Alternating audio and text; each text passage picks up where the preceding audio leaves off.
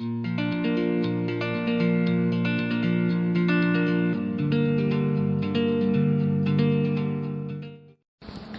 morning students, I am R.S. Jangid.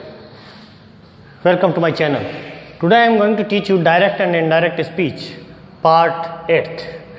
आज मैं बात कर रहा हूँ डायरेक्ट एंड इनडायरेक्ट स्पीच के पार्ट 8 की, और उसमें मैं बात कर रहा हूँ एक्सक्लेमेटरी सेंटेंसेस, विस्मयादि बोधक वाक्य। एक्सक्लेमेटरी सेंटेंसेस का मतलब विस्मयादि बोधक वाक्य।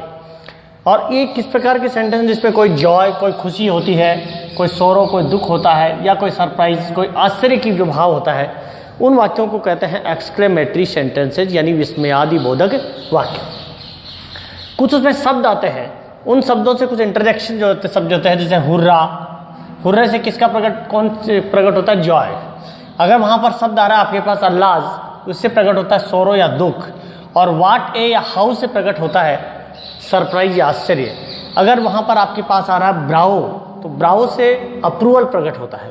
तो इस प्रकार से ये कुछ इंटरजेक्शंस आपको उसमें मिलेंगे, जिससे आपको ये पता चलेगा कि ये एक्सक्लेमेटरी सेंटेंसेस के वाक्य हैं। दूसरी एक और चीज इस पर ध्यान रखें, कंजंक्शन के रूप में दैट का प्रयोग इस पर करते हैं। फिर जो एक्सक्लेमेटरी साइन ऑफ एक्सक्लेमेशन आएगा, जो विस्मयादि बोधक चिन्ह आएगा, उसको हटा देते हैं और उसकी जगह फुल स्टॉप का प्रयोग करते हैं। एक्सक्लेमेटरी जो सेंटेंसेज है, उस एक्सक्लेमेटरी सेंटेंसेज को साधारण वाक्य में परिवर्तित कर देते हैं। ये चीजें अपने को याद रखनी है।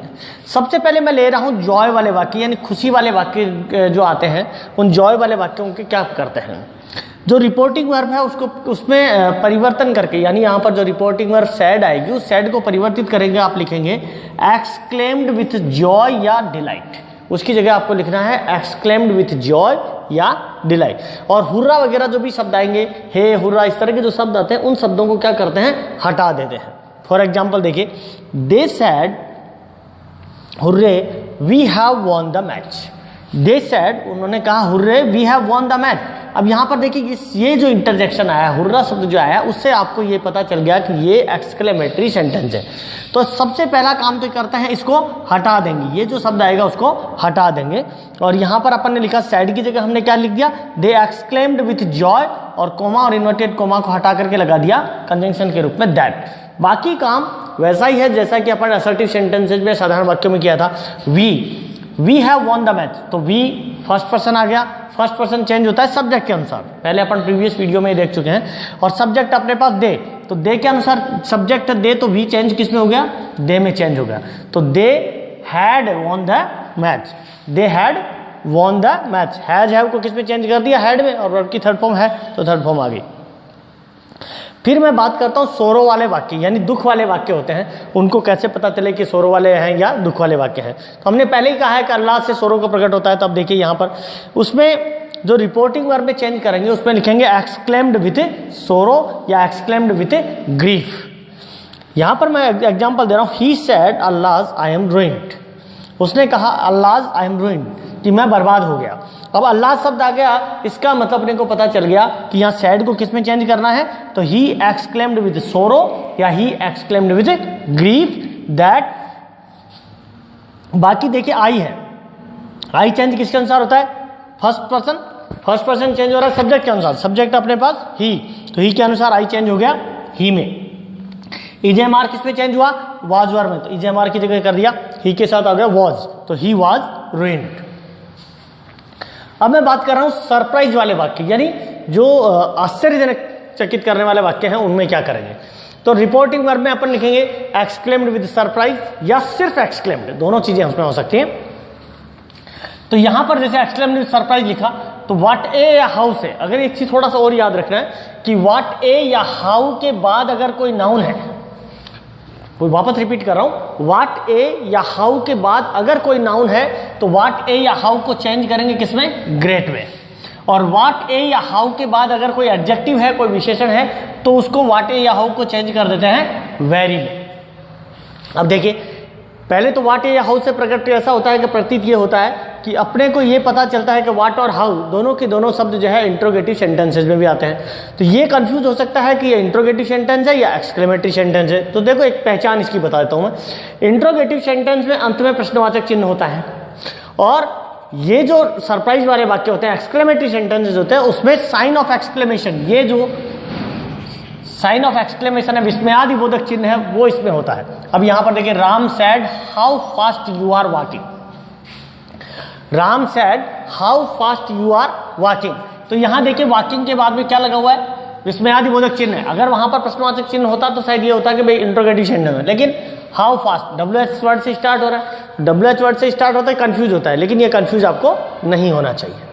अब हमने सैड को चेंज किया एक्सक्लेम्ड विद सरप्राइज में, तो Ram exclaimed with surprise that. अब हाउ फास्ट, हाउ के बाद में क्या आ रहा है, देखिए फास्ट आ रहा है, एडजेक्टिव आ रहा है। हाउ के बाद जो फास्ट है वो एडजेक्टिव है, एडजेक्टिव है तो हाउ को किस में चेंज करेंगे, वेरी में चेंज करेंगे। तो यू पहले सब्जेक्ट अपने पास क्या है, यू है, यू सेकंड पर्सन है, सेकंड पर्सन किसके अनुसार चेंज होता है, ऑब्जेक्ट के अनुसार। अब इसमें अपने पास ऑब्जेक्ट दिया हुआ नहीं है, उस स्थिति में हम फर्स्ट पर्सन या थर्ड पर्सन को ऑब्जेक्ट मान सकते हैं। मान लीजिए मैंने यहां पर मी को ऑब्जेक्ट माना, तो यू किस में चेंज हो गया, आई में चेंज हो गया।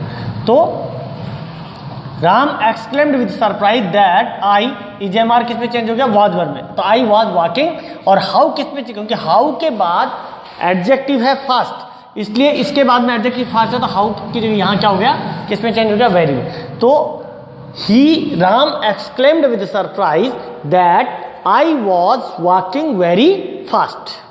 दूसरा एग्जाम्पल देखिए, he said what a fool I am, he said what a fool, what a के बाद देखिए फूल नाउन है, एडजेक्टिव नहीं है फूल, what a fool I M, तो इसका मतलब व्हाट ए शब्द किस में चेंज होगा, ग्रेट में चेंज होगा, पहला तो। दूसरा देखो व्हाट से शुरू हो रहा है लेकिन अंत में विस्मयादि बोधक चिन्ह है, इसलिए विस्मयादि बोधक चिन्ह है तो इसका मतलब एक्सक्लेमेटरी सेंटेंस है, तो अपने को यहां भी कंफ्यूज होने की आवश्यकता नहीं है। तो ही एक्सक्लेम्ड, केवल एक्सक्लेम्ड लिख सकते हैं, तो ही एक्सक्लेम्ड विद एंगर भी कर सकते हैं, ही एक्सक्लेम्ड विद एंगर, क्योंकि अपने आप को मूर्ख बता रहा है, इसका मतलब क्रोध के साथ तो कह रहा है वो, तो ही एक्सक्लेम्ड कर सकते हैं या फिर एक्सक्लेम्ड विद एंगर कर सकते हैं। That I, I first person है, फर्स्ट पर्सन चेंज होता है सब्जेक्ट के अनुसार, सब्जेक्ट अपने पास है ही, तो आई किस में चेंज होगा, ही में।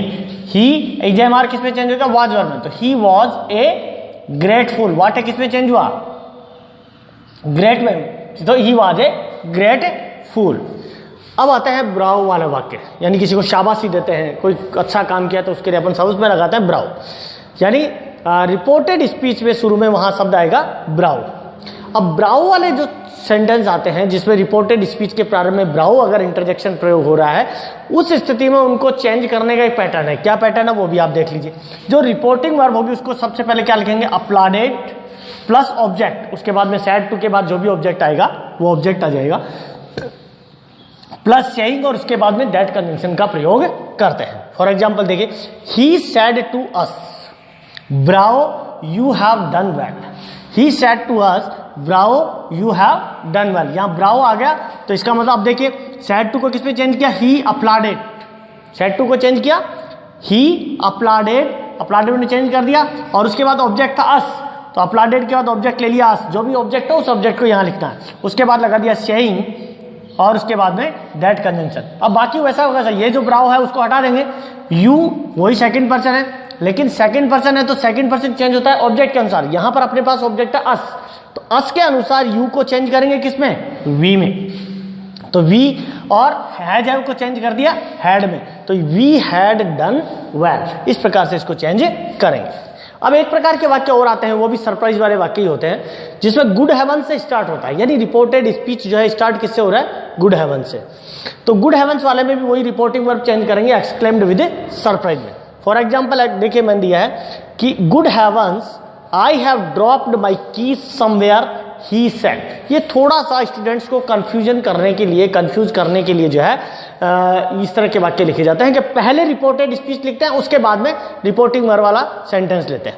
तो यहां पर देखिए पहले रिपोर्टेड स्पीच का वाक्य दिया इसने कोमा और इन्वर्टेड कोमा में कि गुड हेवंस, फिर विस्मयादि बोधक चिन्ह है, आई हैव ड्रॉप्ड माई की समवेयर, और उसके बाद लिखा उसने ही सेड। लेकिन जब अपन इसको इनडायरेक्ट में चेंज करेंगे उस समय ही सेड को पहले लिख दीजिए।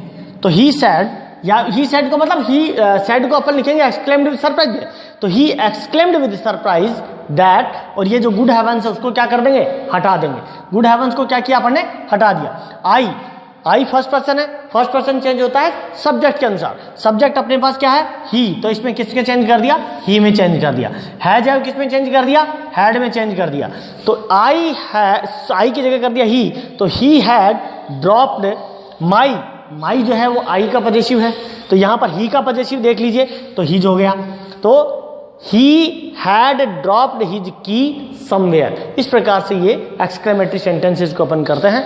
तो don't forget to subscribe my channel. यदि आपने मेरे चैनल को सब्सक्राइब नहीं किया है तो अवश्य सब्सक्राइब करें, लाइक करें और अपने दोस्तों के साथ शेयर करें दोस्तों, ताकि आपके पास जितने भी कम्पिटिटिव एग्जाम्स में जो ग्रामर पूछी जाती है वो ग्रामर आपके पास आ सके और बेहतरीन तरीके से आपको मैं देने की कोशिश करूंगा। Thank you very much, thanks a lot again.